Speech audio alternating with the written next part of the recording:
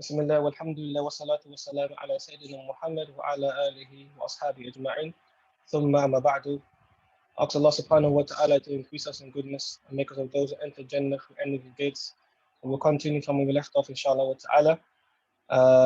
We're still in Nawaqid al-Wudu, the validators of Wudu, or ablution, or dry ablution, or wet ablution, as some people have called it. Now we're discussing something referred to as touching. So the first thing we meant, if you look at the Arabic, it said al-mas al-dhakar. Here what we discussed previously or last week. Al-mas, this means to touch something that is directly within yourself, something that's part of your own body parts. Now, when we say lamps, which we will be discussing today, lamps is touching something that is external to yourself. So this means the opposite sex or something that is the opposite sex in this regard, but in a general sense, it means something that is external from yourself, something that's external from yourself.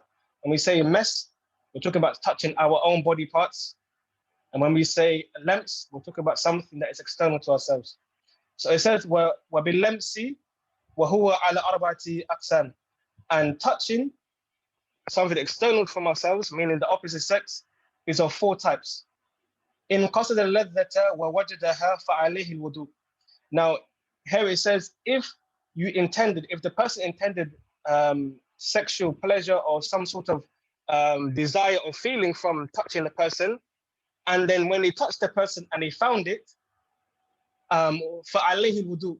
So it becomes obligatory upon that person to do the wudu. And this is for male and female. This is for male and female. Tamam? So إِنْ قَصَدَ اللَّذَّةَ وَوَجَدَهَا فَعَلَيْهِ الْوُضُوءُ. وَإِنْ وَجَدَهَا وَلَمْ يَقْصِدْهَا فَعَلَيْهِ الْوُضُوءُ. And then it goes on to say, if the person found the pleasure but never intended it. So the first one was if the person intended pleasure by touching the person, so they made the intention, oh, I want to touch the opposite sex, whether it be spouse or not spouse or anything of the sort, but it has to be opposite sex. They touched opposite sex and they wanted to find pleasure from it, and then they found it, that breaks the wudu. Now, if the person found the pleasure but never intended it, for example, a person might be on the train and then they end up touching someone on the train without any, without having the intention to do so, but then when they end up touching the person and they found pleasure from it, then their wudu is broken. Their wudu is broken. Tamam? وَإِنْ قَصَدَهَا وَلَمْ يَجِدْهَا فَعَلَيْهِ الْوُضُوءُ.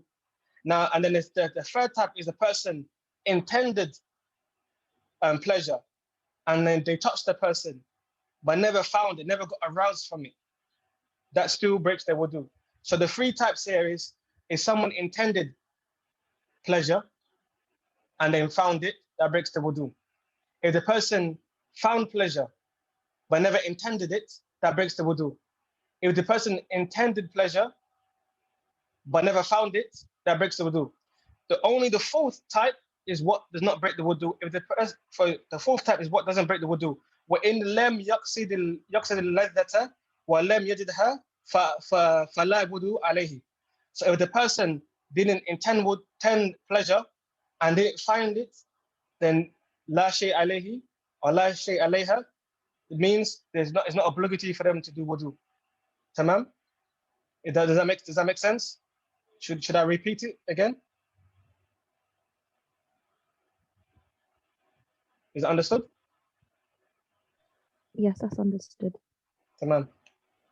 Now the second type here, when we're moving on from that, this is more of a refutation or a clarification from the author of this book for those that may have doubts about certain things that one can do that potentially can break wudu in other madhabs.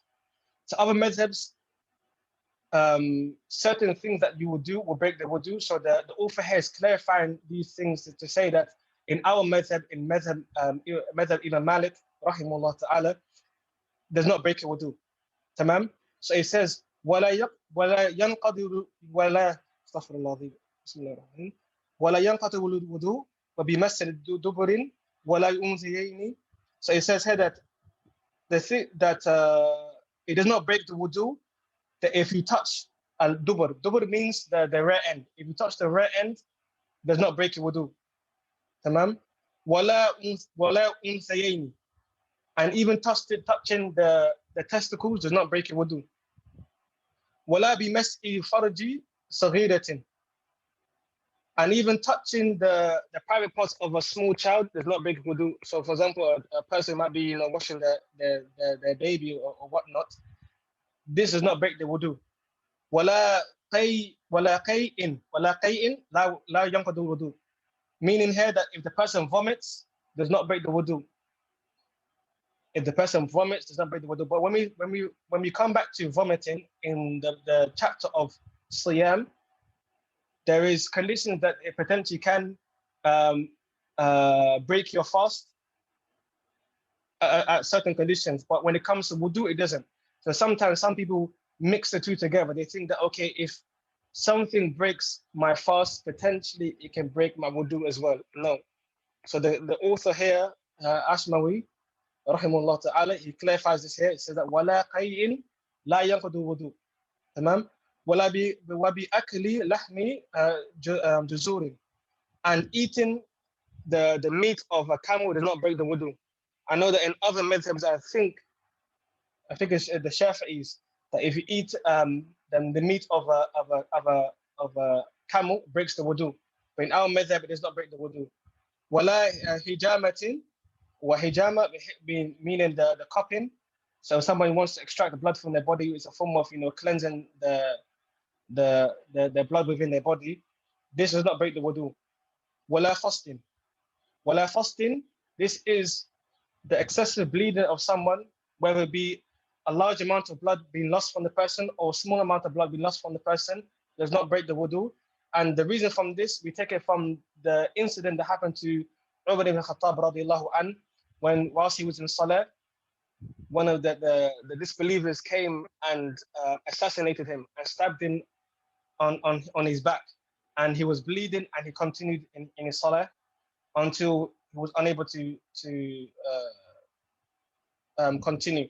So from this hukam, we take the hukam that if someone was to be cut in any sort of way, whether it be a large amount of blood being lost from the person or small amount of blood being lost from the person, it does not break their wudu. It does not break the wudu. وَلَا قَحْقَةٍ فِي صَلَاةٍ. And even laughing hysterically does not break the wudu.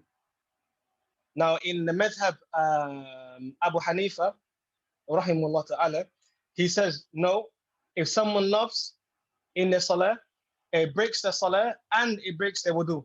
Why? Interesting enough, every time I hear this reason, it actually makes me laugh and it makes sense.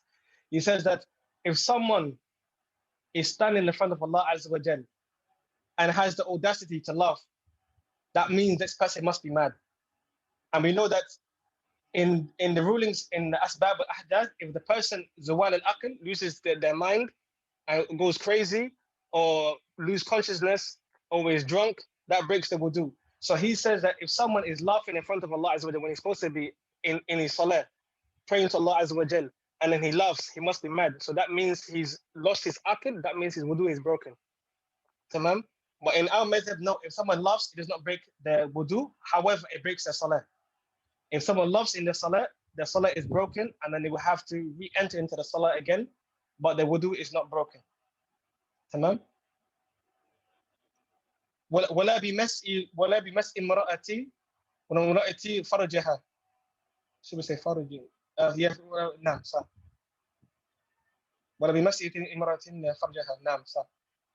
وقيل وإن التفت فعليها الوضوء والله أعلم.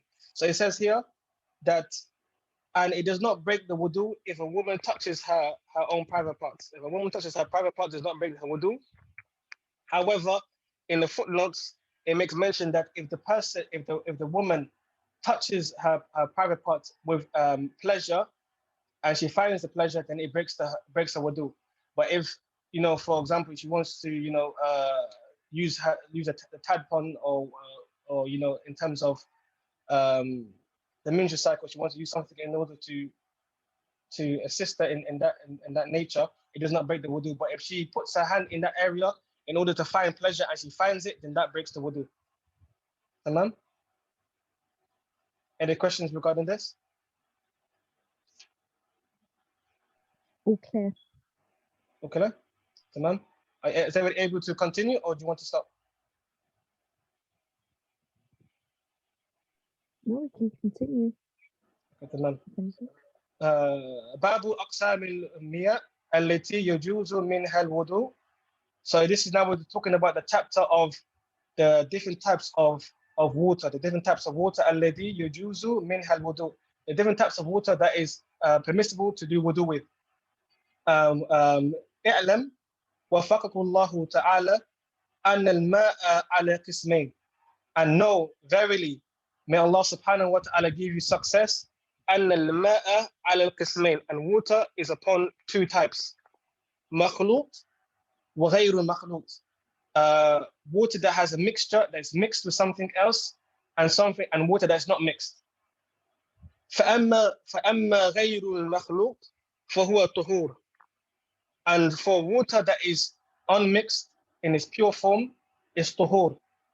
وهو ماء المطلق, هو ماء المطلق بمعنى الطهور بمعنى ماء طاهر في نفسه ومتطهر لغيره, بمعنى it is purifying within itself and it also purifies other things other than itself. So this is water that has nothing added into it, is within its pure form. يجوز منه الوضوء. So this is clear that water in its pure form, you can use it for wudu. سواء نزل من السماء أو نبع من الأرض.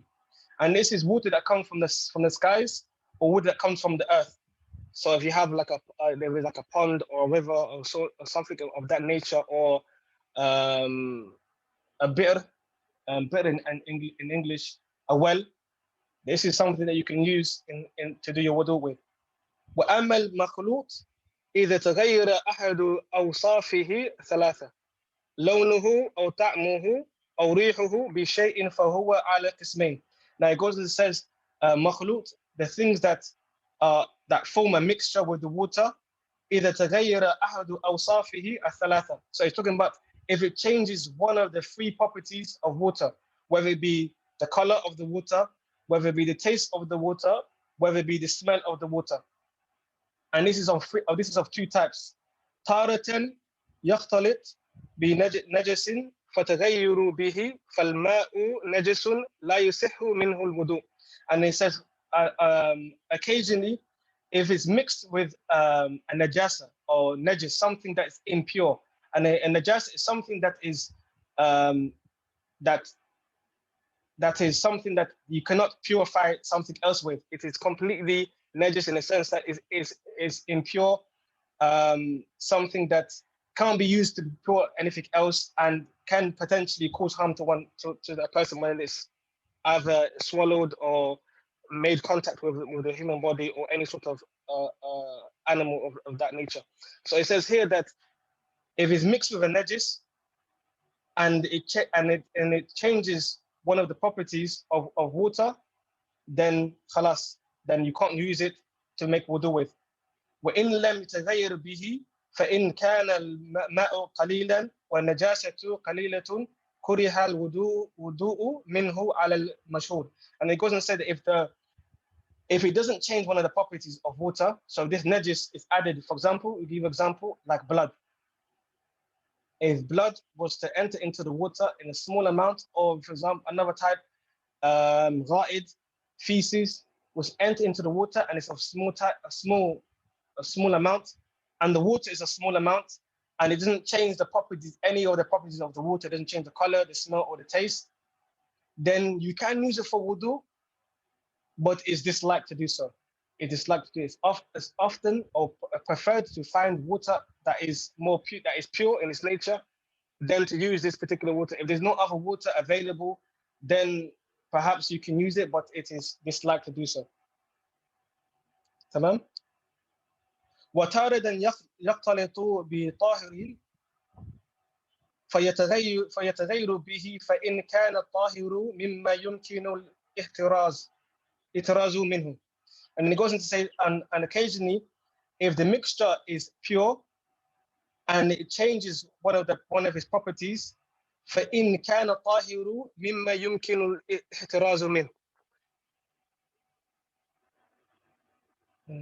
Now, so it goes into say that if it's a mixture that is pure, so for example, something like flour falls into the water, tamam, and it changes one of its properties.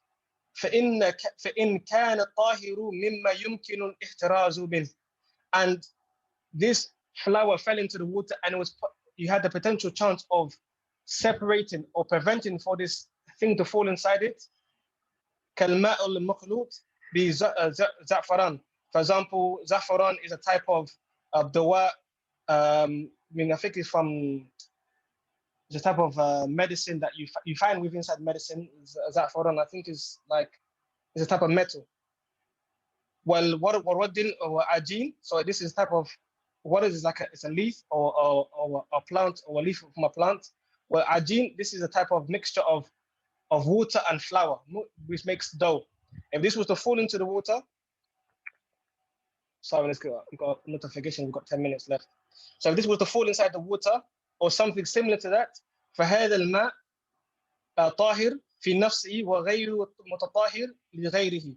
So this basically means that if, for example, dough was to fall into the water, or za'faran, or something that is pure like milk was to fall into water, or milk and salt will fall into, or sugar and so on and so forth, was to fall into the water, and you had the potential chance of preventing it from falling inside it, but it fell inside, then it's pure.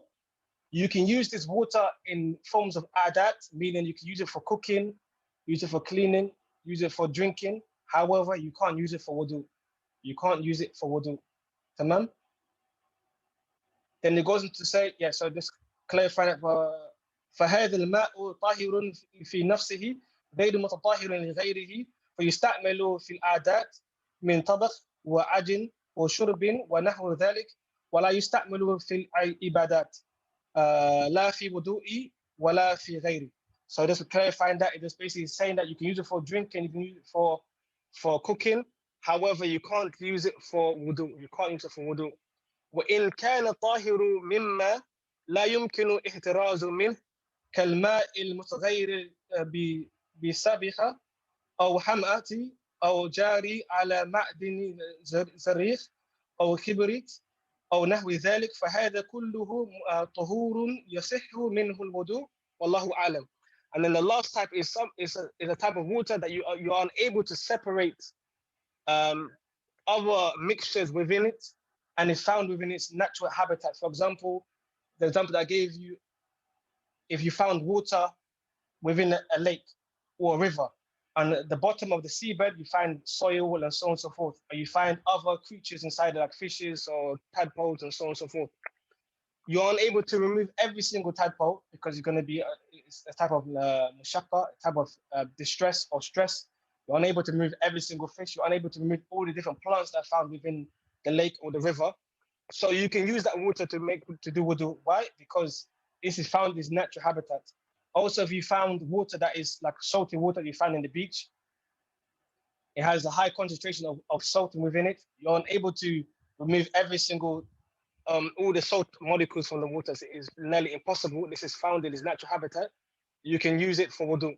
So the difference between the two is something that is found in its natural habitat, and you're unable to remove the mixture, whether it be the fish, whether it be any excrements coming from the fish, whether it be plants, whether it be salt and so on and so forth, then you can use it for wudu.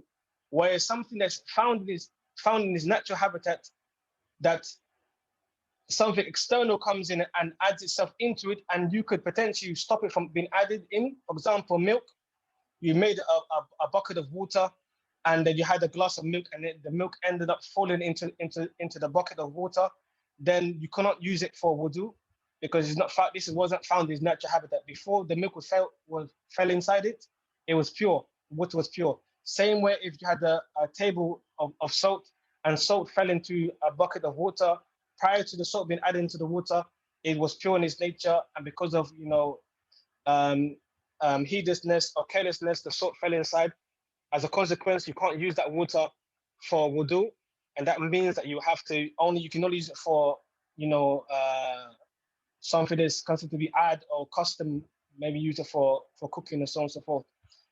The reason why we make a mention of this, which is really important, for example, someone that enters into the place of wudu and decides, okay, I want to do wudu, but first I want to wash my hands with soap. Tamam? Now, once he's put the soap into his hand and now he's washing his hands with soap and he's washed the soap from his hand, can he automatically start doing wudu and put water into his mouth and so on and so forth?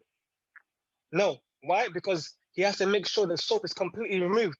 Because if there is still remnants of soap on the person's hand, and now he puts water onto his hand, and now he wants to use it for wudu, there is some soap on his hand that's still present, and that's mixed with the water. And like we said, anything that's mixed with the water that changes the smell, the taste, or the color is no longer pure water that is purifying in itself and purifying the heat, meaning using it for wudu. So that means that the person that hasn't removed the soap from his hand completely and does wudu whilst there's still remnants of soap on his hand, then his wudu is invalid. His wudu is invalid. So we have to be very mindful of that. So when we wash our hands, make sure you wash it thoroughly and make sure that every part of our hand is completely washed and there's no remnants of that soap before renewing the water and doing wudu. Tamam? Does anybody have questions regarding this? No, all clear. Okay, khair, inshallah wa ta'ala. I think we'll leave it as that, and then next week, inshallah wa ta'ala, we'll look at Babu Fawaid al-Wudu wa Sunanihi wa Fadahilihi. So these are the acts of doing wudu, the fard acts, then the sunnah acts, and the fadail, meaning the virtuous acts, so the extended acts that one can do when performing the wudu. Tamam? صلوا على سيدنا محمد وعلى آله وأصحابه أجمعين. السلام عليكم ورحمة الله تعالى وبركاته.